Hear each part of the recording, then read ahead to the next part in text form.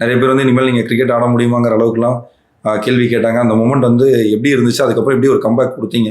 அது ஆக்சுவலி ரொம்ப ட்ரிக்கியான times like ஏன்னா இன்ஜுரிஸ் வந்து ஒரு பார்ட் ஆஃப் ஸ்போர்ட்ஸ்மேனோட கெரியரில் இருக்கும். பட் அன்ஃபார்ச்சுனேட்லி வந்து பைக் ஆக்சிடென்ட்னால என்னோட ரிஸ்ட் வந்து பிரேக் ஆகிடுச்சு. நான் ரிஸ்ட் வந்து திருப்பவே முடியல. ஸோ நான் ஹாஸ்பிட்டல் போய் கேட்கும்போது தேவர் சேயிங் லைக் நீங்கள் வந்து ஒரு 8 months வந்து கம்ப்ளீட்டாக வந்து ரெஸ்ட் எடுக்கணும். ஏன்னா உங்களுக்கு வந்து இந்த பிளேட் வைக்க போகணும். ஸோ உங்களால் ரிஸ்க் மூமெண்ட்டே இருக்காது. ஆஸ் அ பேட்டர் உங்களுக்கு ரிஸ்க் மூமெண்ட் இல்லைன்னா கம்பேக்கே பண்ண முடியாது. ஸோ அந்த மாதிரி இருந்த பீரியடில் வந்து எனக்கு ரொம்ப சப்போர்ட்டிவ் வந்தது என் ஃபேமிலி. ஏன்னா நான் அதுக்கு முன்னாடி வரைக்கும் நான் இந்தியா ஏ வரைக்கும் ஆடி இருந்தேன். வந்து அப்போ தான் ஒரு peak time I was in probables in all the இந்தியாவோட டேர்ம்ஸில் எல்லாமே. ஸோ அப்படி இருக்கும் போது எனக்கு ஒரு பெரிய ஒரு அடியாக இருந்தது. ஏன்னா அதுக்கப்புறம் ஒரு 6-7 months நான் கிரிக்கெட்டே ஆடல.